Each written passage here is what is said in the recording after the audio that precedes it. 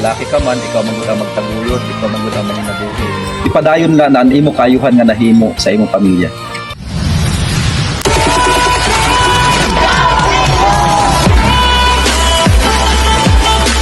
Kalatagaw, so adiya naton na interviewon ang usang tao na ginbuligan sa summer vloggers. So yan na is interviewin natin si Rana duha kung paano nahimo ini, na-realize ini na proyekto nga makahatag inspirasyon o happiness sa tao na ginbuligan. So adiya na aton kitaon nga interviewon ang duha na magbaysay ini sira, di ba? Dili matabas-tabas ring pa. Have Ma'am Roda Monteron and Ma'am Nati. So Ma'am, kumusta ka? Saya na nga panitabusan amon niya na kinabuhi nga pinaagi kan ma'am natin sa iya mga co-vloggers nga na-reach out nira ang mga tao nga sadto pa angay namon ba nga maranasan nga magkaada kami bulig yan na nahimo ini nira. Dako akong pasalamat ngan nakahatag ini, dako nga kalipayan sa akon sa amon pamilya nga sa nakaginhawa naksin maupay na diri na ura-ura nga na worries and labi na kun malain-lain ang panahon nga pirmi kami sadto nahuhulos, ginahagkot kami. Grabe ang kakurian, grabe ang diri man ini ginhatag sa Diyos na magsugad ka, pero this is a challenge sa imo kinabuhi.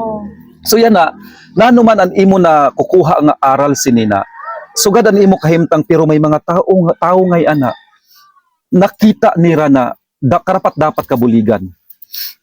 Sadto kasi, feeling bitter ak talaga sa naong kamutangan. Pinsar ko waray nagod mabulig sa akon kay tungod ako waray ak magdako san akon ungod nga pamilya sanglit miskin na mga mag-upi ang kamutangan sa akon mga kapaturan diri gud ak nakatagamtam bulig sa ira kay bagan giniba naman ak nira ba sir san ira kuan. I'm sorry to hear that. Okay. Oo, giniba ak nira nga pinsar nira waray may ton magdako nga ni sa amon.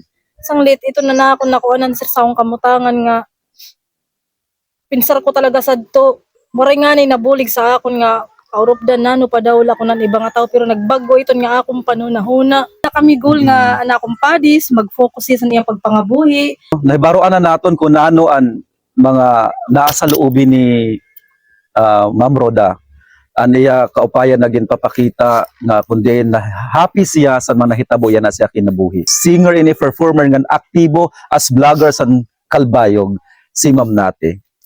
Hi, Batagaw Savior. Okay. Salamat sa imo pagkadi para ken Roda Monteron. Okay. Nga usa pa pagsuporta sini nga among projects. Actually, ato nini project kay si Batagaw Savior is member din ng Kalbayog Summer Vloggers. Okay. So ngayon, Ma'am, ito yung katanungan ko sa iyo, unang tanong. Saan mo nakita si Ma'am Roda? Okay. Si Roda kasi parang I don't know, sabi niya kasi sa akin is idol niya daw ako, sabi niya. So parang sa Facebook lang ata kami nagkita, right? Okay. Then one time nag-judge ako sa isang singing contest, parang sa Women's Day ata yun. What particular place po? Where? Sa Sports Center, Kalbayog Sports Center. So isa ako sa mga judges doon at isa si Roda sa mga contestants doon that time. Okay? So sa dinami-dami ng mga contestant na sumali, kay Roda ako medyo na-intriga.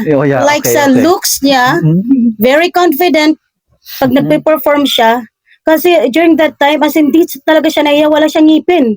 Wala siyang ngipin. As in, super nga talaga siya pag kumakanta. Parang curly hair.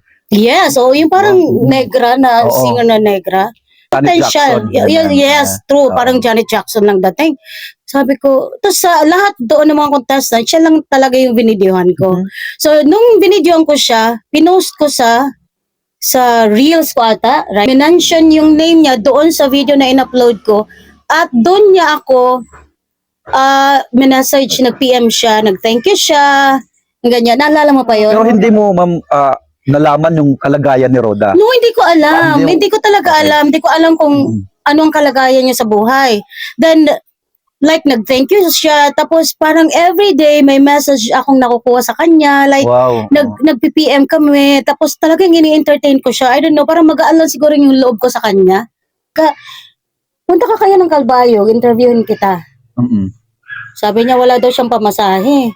Tapos sabi ko, talaga. Tapos ayan, pagka next day ata, sabi niya, ma'am, makapunta na ako ng Calbayog kasi may nag-sponsor na sa akin ng pamasahe.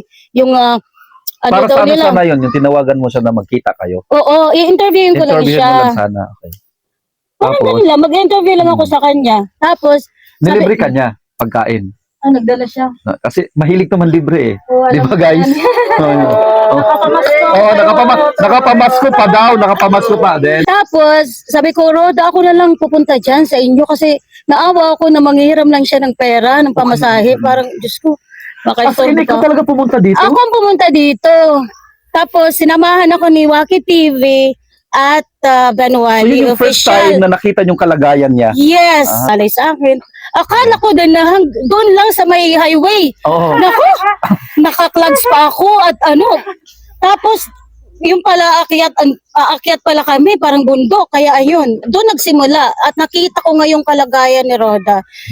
Nung nakita mo na, nakapunta ka na sa bahay ni Roda, first time mo, di ba? Ano yung sa tingin mo at ano yung nararamdaman mo? Parang mangiyak-ngiyak lang ako habang tinitingnan ko ang kalagayan nila Roda. Mhm. Kasi bago ko siya interviewin, tiningnan ko muna ang paligid. Okay. Oo, no? Sako at tarpaulin lang ang nakabalot sa bahay nila, tapos may dalawa siyang anak. 'Di ba? Mhm. Kung iisipin mo, paano sila pag umuulan? Paano sila pag gabi? 'Di ba? Yung lamig at ulan. Video niya, nag-upload siya na umuulan tapos nakakumot lang sila ng plastic na ano yun? Kahit sa tarpuan, Ayun yata, yung parang ganun. Oo, tapos. Oo. Sabi niya, umuulan, tapos nakakumot silang ganyan, plastic lang. Sabi ko, oh my God. Tapos naawa ako doon, tapos piniyem ko siya, Roda. Oo. Naalala mo ba yun? Nabasa mo ba yung piniyem kita, Roda? Ako sa iyo, ma'am, nag-reply ako pero kaunti lang, tapos hindi na ano.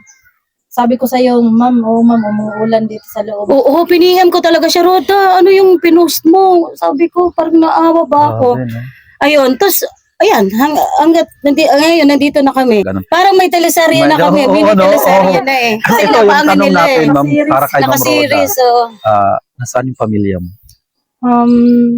Actually, patay na yung mama at papa ko na siyang nag-adapt sa akin mula pa sa baby pa ako. Pero may totoo akong tatay. Mm-mm. Kailan ko lang nakilala nung kami na taga dito sa Barangay Panuypoy. May sakit siya ngayon pero ayaw nilang ipagamot. Ewan ko Yung mga bakit. kapatid mo, asan? Marami akong kapatid, sir. Ako yung, sa amin talagang magkakapatid, ako yung bunso. Ikaw yung Kasi bunso. sa akin namatay yung mama ko eh. Oo. Ngayon, pinanganak ako sa... So, ikaw nag-alaga talaga sa mama mo, no? Tsaka, yung nag-adapt Mm. sa akin, pareho ng patay. In-adapt ka lang, adapted. Inadapt ako kasi namatay yung totoo kong mama sa sa akin, panganak.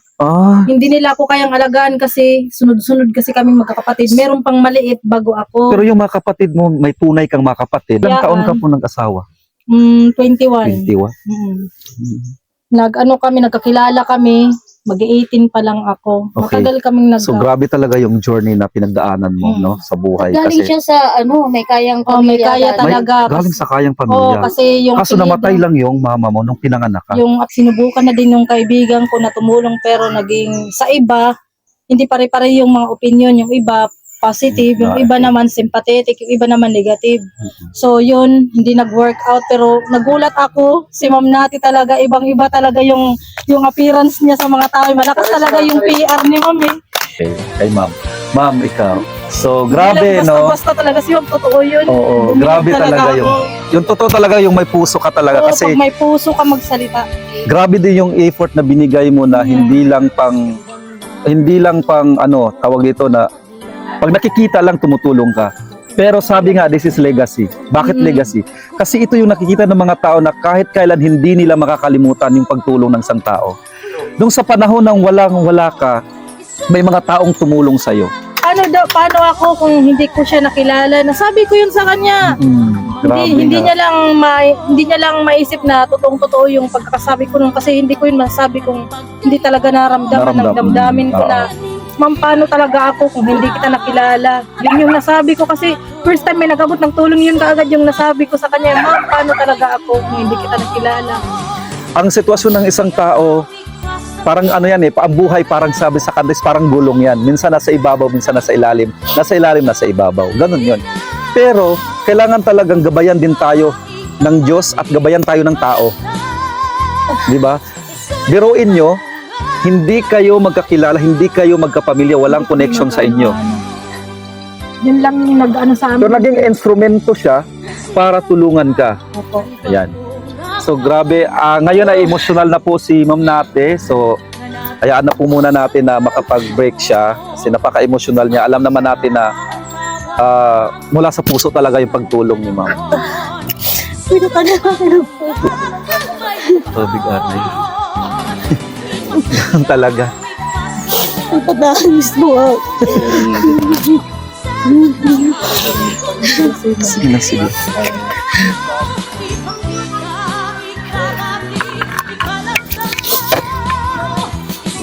Okay. Okay guys, bumuhos na talaga yung emosyon dito no, na hindi talaga mapigilan. Grabe. So, Ma'am, Okay. Sorry. Naiyakin talaga ako. Kasi siguro tears of joy ito.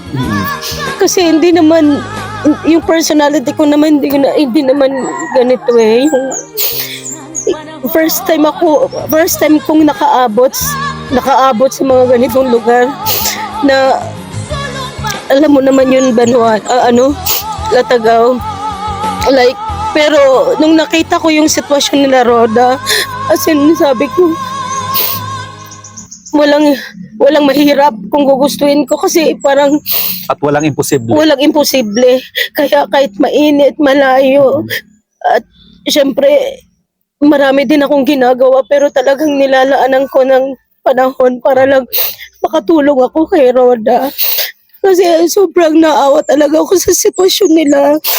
Kaya ngayon, tears of joy ito kasi meron akong natulungan.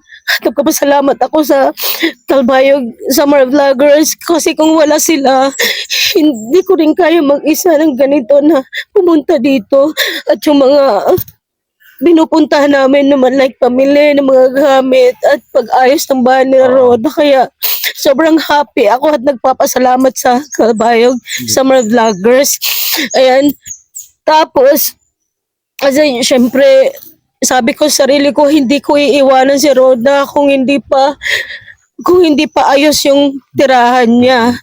Pero ngayon na okay na, siguro parang okay na din yung pakiramdam ko. Iwanan mo na siya ngayon. Sa ngayon, syempre, kasi mayroon pa kasi kami nakaschedule din na project na gusto din namin matulungan. Pero hindi ko sinasabi na iwanan ko si Roda. Magmo-monitor pa rin ako sa kanya every day. Mag-chat-chat ko, kumustahin. At siguro mga after ilang days, babalikan ko si Roda again para kumustahin kung ano na ba ulit ang kalagayan niya.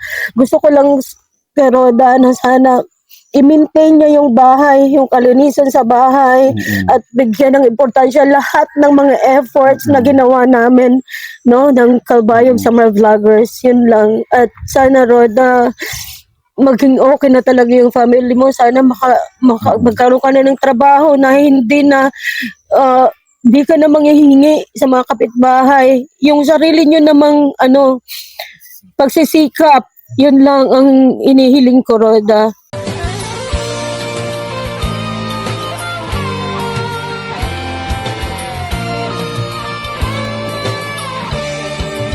Si Kuya Pone Monteron, siya po yung asawa ni Ma'am Roda Monteron. Payon mo nga magkamay-ada ka, diri man kita tawag nato na stable na trabaho, pero ito na gud talaga nakabulid sa kay Ma'am Roda sa imo anak, kumbaga sa ibugos mo nga pamilya. Kasi lalaki ka man, ikaw man gud ang magtaguyod, ikaw man gud ang manginabuhi, diba? So nakita man liwat naman nimo effort sa pagkupay sa balay. Gintuan mo liwat yung trabaho mo gud kung nano ang karapat dapat as haligi ng tahanan. Okay, punta maging okay ka nga ayon imo na kuanan ina buligan mo si Ma'am Roda ano mo pamilya na magkamayada ka trabaho pati si Ma'am Roda nga diri mo pasakitan ang mahalon mo pa di mo pasakitan ipadayon na ang imo kayuhan nga nahimo sa imong pamilya. Damo nga salamat sa imo. Picture